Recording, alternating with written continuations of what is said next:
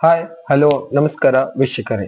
ಇಂದು ನಾವು ಬೆಳಗಾವಿ ಜಿಲ್ಲೆಯ ಬೈಲಹೊಂಗಲ ತಾಲೂಕಿನ ನೆಗ್ನಾ ಗ್ರಾಮದಲ್ಲಿ ನಮ್ಮ ಭಾರತ್ ಟೈಮ್ಸ್ ಮೀಡಿಯಾ ನೆಟ್ವರ್ಕಿಂಗ್ ತಂಡದ ವತಿಯಿಂದ ಒಂದು ಮುಂಬರುವ ಚುನಾವಣಾ ಗ್ರಾಮ ಪಂಚಾಯತಿ ಆಗಿರ್ಬೋದು, ಜಿಲ್ಲಾ ಪಂಚಾಯತಿ ಆಗಿರ್ಬೋದು ಹಾಗೂ ತಾಲೂಕ್ ಪಂಚಾಯತಿ ಆಗಿರ್ಬೋದು ಮತ್ತು ಮುಂಬರುವ 2028ರ ಮತಕ್ಷೇತ್ರದ ಕುರಿತು ಒಂದು ಪೂರ್ವಭಾವಿ ಗ್ರೌಂಡ್ ರಿಪೋರ್ಟ್ ನಡೀತಾ ಇದೆ. ನಮ್ಮ Bharat times media ground report ನಲ್ಲಿ ನಮ್ಮ ನೆಗಿನ ಗ್ರಾಮದ ಸದಸ್ಯರು ಕೂಡ ಭಾಗಿಯಾಗಿದ್ದಾರೆ.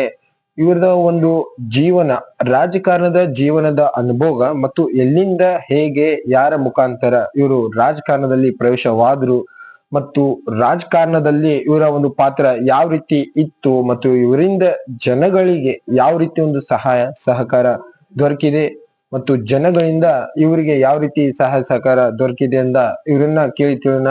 ಬನ್ನಿ ವೀಕ್ಷಕರೇ. ಸರ್ ನಮಸ್ಕಾರ. ನಮಸ್ಕಾರ ಸರ್, ನಿಮ್ಮ ಮಾತುಕತೆ ಮುನ್ನಡೆಸುವ ಮುಂಚೆ ನಿಮ್ಮ ಒಂದು ಕಿರು ಪರಿಚಯ ಸರ್. ನಿಮ್ಮ ಹೆಸರು, ಯಾವ ಗ್ರಾಮ ಪಂಚಾಯತಿ ಸದಸ್ಯರು?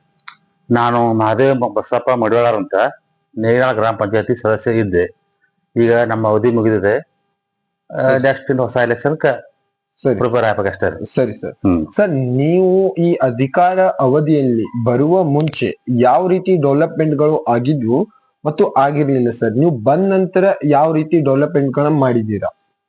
ನಾವು ಸುಮಾರು 1994ರಿಂದಲೂ ಸದಸ್ಯರಿದ್ದೇನೆ. ಆಗಿನ ಕಾಲದಲ್ಲಿ ತೀರಾ ಕಡಿಮೆ ಇದ್ದವು. ಸರಿ ಸರ್. ಡೆವಲಪ್ಮೆಂಟ್ ಅನ್ನೋದು ತೀರಾ ಕಡಿಮೆ. ಎಷ್ಟೋ ಲಿಮಿಟೆಡ್ ಮನೆಗಳು ಬರ್ತಿದ್ದು, ಲಿಮಿಟೆಡ್ ಅನುದಾನ ಬರ್ತದೆ ಸರ್ಕಾರದಿಂದ. ಅಷ್ಟರಾಗ ನಾವು ಅದನ್ನೆಲ್ಲ ಅಡ್ಜಸ್ಟ್ ಮಾಡ್ಬೇಕಾಗಿತ್ತು. ಹಿಂಗಾಗಿ ಅವಾಗಂತೂ ಡೆವಲಪ್ಮೆಂಟ್ ಕಡಿಮೆ.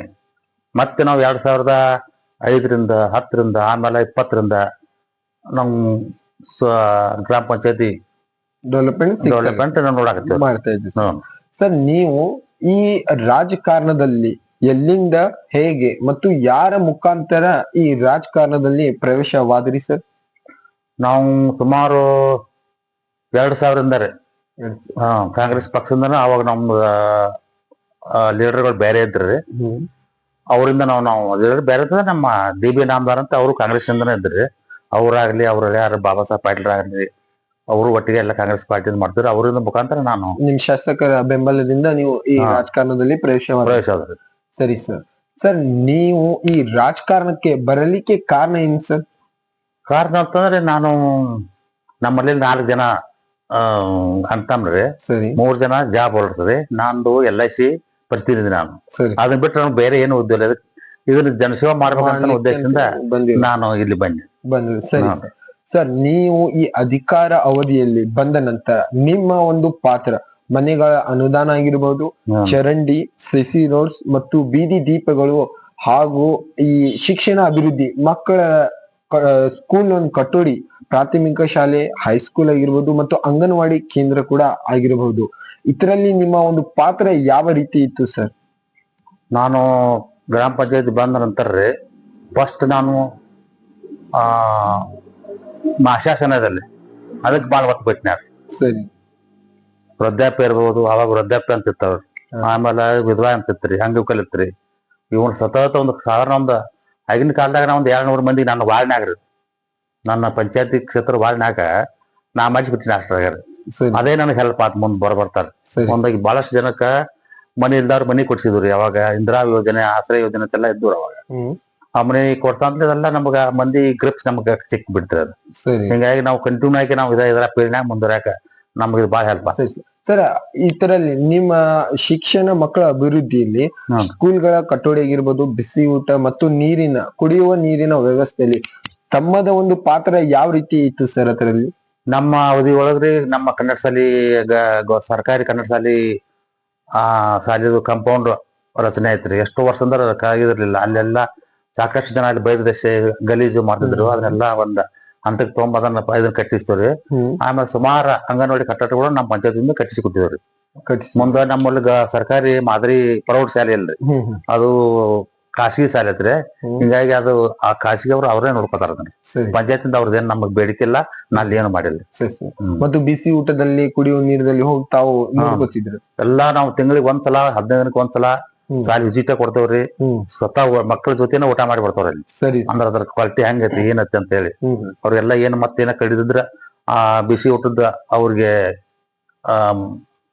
ಆ ಬೇಯಿಸಿ ಊಟ ಮಾಡೋರು ಇರ್ತಾರಲ್ರಿ, ಹಾ. ಅಡಿಗೆ ಮಾಡೋ ಸಹಾಯಕರಿ. ಸ್ವಚ್ಛತೆಯನ್ನು ನೋಡ್ಕೋತೀವಿ. ಅವ್ರಿಗೆಲ್ಲ ವಾರ್ನಿಂಗ್ ಮಾಡಿ ಹಿಂಗ್ ಮಾಡ್ರಿ ಅಂತ ಹೇಳಿ ನಾವೆಲ್ಲ ಹೇಳಿ ಬರ್ತೀವಿ. ತಾವ್ ಹೇಳಿ ಕೇಳಿ ಬರ್ತೇವೆ. ಸರಿ ಸರ್. ಸರ್, ನಿಮ್ಮ ಅವಧಿಯಲ್ಲಿ ಈ ಅವಧಿಯಲ್ಲಿ ಮುಗಿದು ಹೋಗುವುದರಂತ ಅವಧಿಯಲ್ಲಿ ಬಿಜೆಪಿ ಸರ್ಕಾರ ಕೂಡ ಅಧಿಕಾರಕ್ಕೆ ಇತ್ತು. ಆದ ನಂತರ ಕಾಂಗ್ರೆಸ್ ಸರ್ಕಾರ ಕೂಡ ಅಧಿಕಾರದಲ್ಲಿತ್ತು.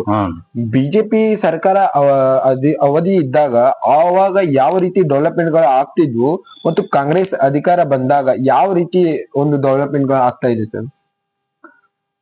ಈ ನಮ್ಮ ಅಧಿಕಾರಿಗಳಿಗೆ ಮೊದಲಿನ 2 ವರ್ಷ ಅಂತೂ ಬಿಜೆಪಿ ಅಧಿಕಾರಕ್ಕೆ ಸರ್. ನಮ್ಮ ಶಾಸಕರು ಅವಾಗ ಡಿಪ್ಯೂಟ್ ಆಗಿದ್ರಿ. ಅವಾಗ ಬಿಜೆಪಿ ಶಾಸಕರು ಬಂದಿದ್ರು. ಅವರೇ ನಮ್ಮ ಊರಿಗೆ ಹೆಚ್ಚು ಒತ್ತಡ ಕೊಡ್ಲಿಲ್ಲ. JMM ಅಂತ ಹೇಳಿದ್ರೆ ಇಡೀ ಇಂಡಿಯಾ ತುಂಬಾ ಬಂದ್ ಬಿಡ್ರದ ಜಲ್ ಜೀವನ್ ಮಿಷನ್ ಅಂತ ಹೇಳಿ. ಅದೇನು ಸಕ್ಸಸ್ ಆಗ್ಲಿಲ್ಲ. ಅದನ್ನೆಲ್ಲ ರಗಡ್ ಪ್ರಯತ್ನ ಮಾಡಿ 5 ವರ್ಷ ಪೂರ್ತಿ ಅದನ್ನ ಮಾಡಿದ್ರು ನಾವು. ನಳ ಶುದ್ಧ ಮಾಡ್ಬೇಕು ಅಂತ ಕೊನಿಕ್ ಅದು ಯೋಜನಾನ ಫೇಲ್ ಆಗ್ಬೋದ್ರ.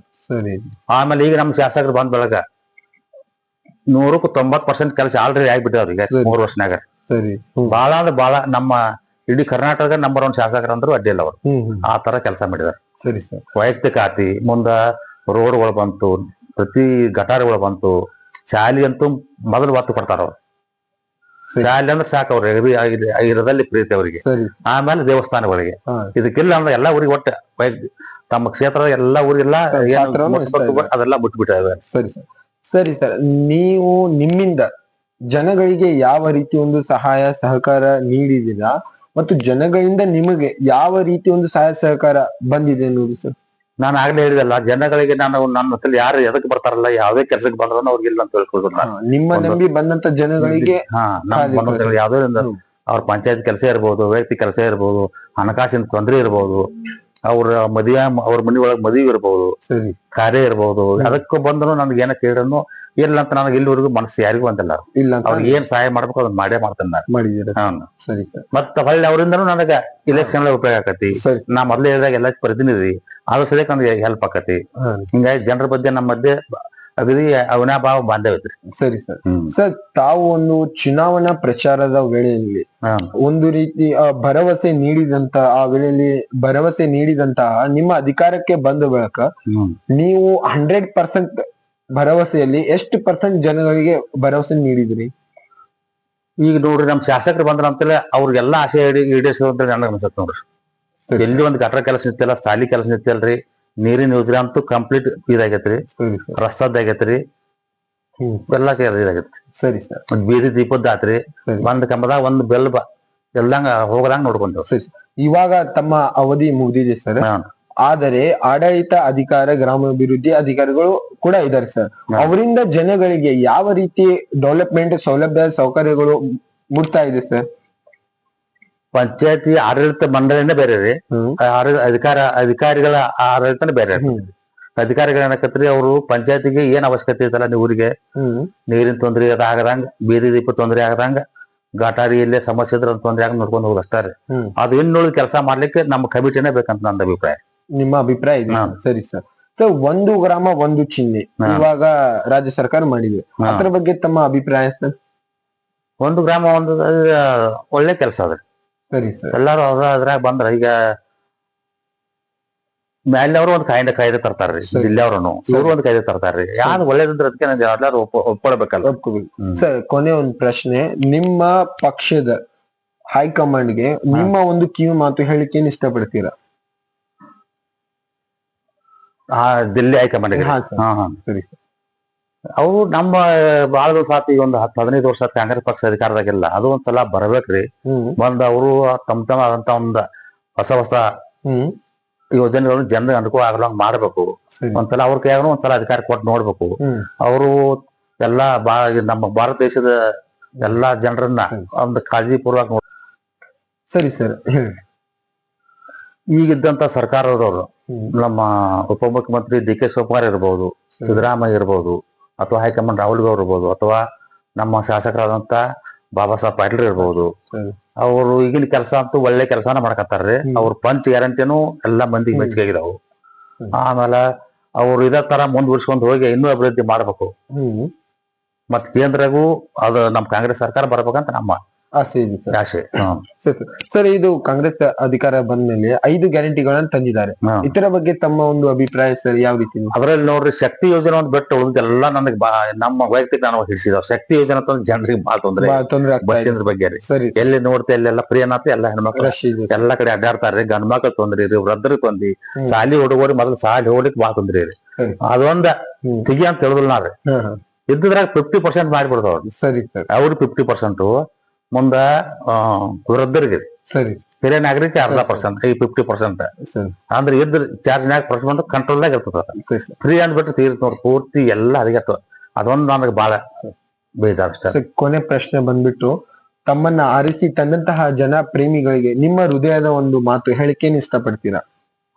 ನನ್ನನ್ನು ಸತತವಾಗಿ 3-4 ಸಲ ಆರಿಸಿ ತಂದಂತ ನನ್ನ ವಾರ್ಡಿನ ಜನರಿಗೆ ನಾವು ಯಾವಾಗಲೂ ಅವ್ರ ಈ ಸದ್ಯ ನಾ ಮೆಂಬರ್ ಇಲ್ಲದೆ ಇದ್ರು ಅವ್ರು ಯಾವಾಗಲೂ ಬಂದಾಗ ನನ್ನ ಹೃದಯ ಬಾಗಲ, ನಮ್ಮ ಮನಿ ಬಾಗಲ ಸದಾ ಅವ್ರಿಗೆ ತೆಗೆದಿರ್ತತಿ. ಅವ್ರು ಯಾವಾಗ ಬಂದ್ರು ನನ್ನ ಬಂಧುಗಳು ಬಂದಾರಂತ ತಿಳ್ಕೊತಾನೆ ಇಲ್ಲಿವರೆಗೂ. ಸರಿ ಸರ್. ಅಷ್ಟೇ. ಅವ್ರು ತುಂಬ ಹೃದಯದಾಗ ಅಭಿನಂದನೆ ಹೇಳಕ್ ಇಷ್ಟಪಡ್ತೇನೆ. ಸರಿ ಸರ್. ಇಲ್ಲಿವರೆಗೂ ಕೂಡ ನಮ್ಮ ಭಾರತ್ ಟೈಮ್ಸ್ ಮೀಡಿಯಾ ನೆಟ್ವರ್ಕಿಂಗ್ ತಂಡಕ್ಕೆ ನಿಮ್ಮ ಸಮಯ ನೀಡಿದ್ದಕ್ಕೆ ತುಂಬಾ ಹೃದಯದ